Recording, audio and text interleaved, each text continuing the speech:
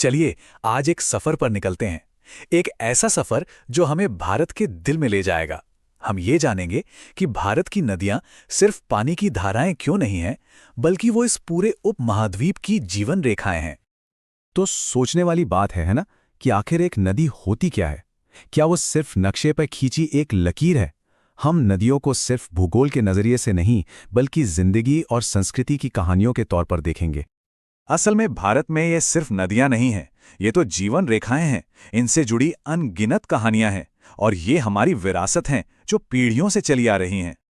तो चलिए इस सफर को शुरू करते हैं, ये समझकर कि भारत की नदियों को मोटे तौर पर कैसे बांटा जाता है। इससे हमें आगे की पूरी कहानी समझने में आसानी होगी। तो देखिए, इन दोनों में फर्क क्या है। एक तरफ हैं हिमालय की नदियां जो साल भर बहती रहती हैं। क्यों? क्योंकि उन्हें पानी ग्लेशियर के पिघलने से भी मिलता है और बारिश से भी। वहीं दूसरी तरफ हैं प्रायद्वीप की नदियां जो पूरी तरह से मानसून पर निर्भर हैं। बारिश हुई तो पानी है, नहीं तो सूखी। तो चलिए सबसे पहले बात करते हैं हिमालय से निकलने वाले उन बड़े बड़े दिग्गजों की और समझते हैं गंगा और ब्रह्मपुत्र की कहानियों को। 2525 किलोमीटर। सोचिए जरा, कितनी लंबी है गंगा नदी। ये भारत की सबसे लंबी और यकीनन सबसे पवित्र नदी मानी जाती है। और ये बड़ी दिलचस्प बात है कि गंगा कहीं एक जगह से नहीं निकलती। असल में इसका जन्म होता है दो शक्तिशाली धाराओं के मिलने से, जिनके नाम हैं भागीरथी और अलकनंदा। अब आते हैं ब्रह्मपुत्र पर। इसकी कहानी तो और भी जबरदस्त है।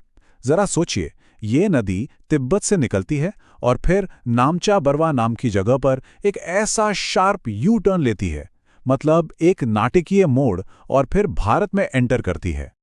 और पता है, ब्रह्मपुत्र की एक और खास बात है, इसके नाम। जैसे जैसे ये आगे बढ़ती है, इसका नाम बदलता जाता है। तिब्बत में लोग इसे सांगपो कहते हैं, फिर जैसे ही ये अरुणाचल में आती है, इसका नाम हो जाता है दिहांग। असम के मैदानों में इसे हम ब्रह्मपुत्र के नाम से जानते हैं और बांग्लादेश पहुंचते ही ये जमुना बन जाती है ना कमाल? एक नदी और कितनी सारी पहचान।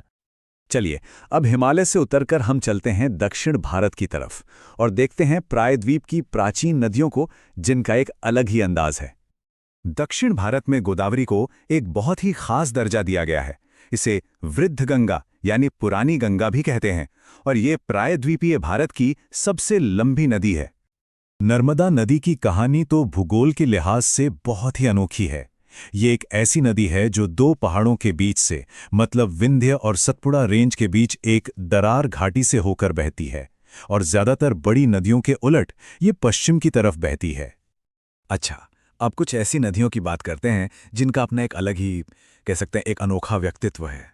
कुछ शोक कहलाती हैं तो कुछ अपनी राह बदल लेती हैं। अब इन्हें शोक या सरो क्यों कहते हैं? वजह यह है कि जब मॉनसून आता था तो इनमें इतनी भयंकर बाढ़ आती थी कि ये अपने अपने इलाकों में भारी तबाही मचाती थी। जैसे कोसी नदी, जिसे बिहार का शोक कहते हैं, ये तो अपना रास्ता बदलने के लिए इतनी बदनाम थी कि हर साल लोगों के लिए एक नई मुसीबत लेकर आती थी।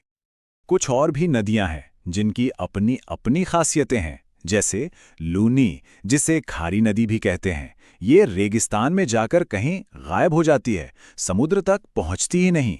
फिर है माही नदी, जो कर्क रेखा को एक नहीं बल्कि 2 बार काटती है। और बेतवा को देखिए, ये बहुत कम नदियों में से है जो दक्षिण से उत्तर की ओर बहती है। और शिप्रा, जिसके किनारे बसा है पवित्र शहर उज्जैन और महाकालेश्वर मंदिर।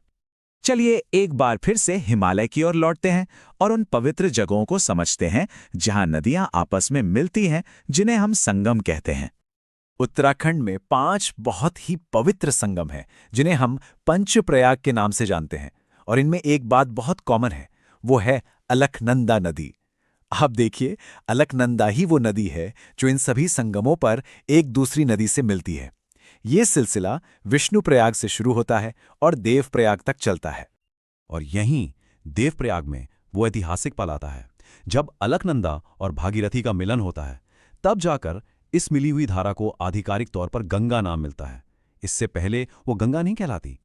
तो ग्लेशियर की ऊंचाइयों से लेकर समंदर की गहराई तक हमने देखा कि ये नदियां सिर्फ पानी का बहाव नहीं है, ये जमीन को आकार देती हैं, करोड़ों लोगों को जीवन देती हैं और असल में हमारी संस्कृति की पहचान है। तो आखिर में ये एक सवाल मन में आता है कि अगर नदियां किसी भी देश की धमनियों की तरह हैं, तो उनकी आज की हालत, उनका स्वास्थ्य हमारे भविष्य के बारे में क्या बताता है? सोचने वाली बात है।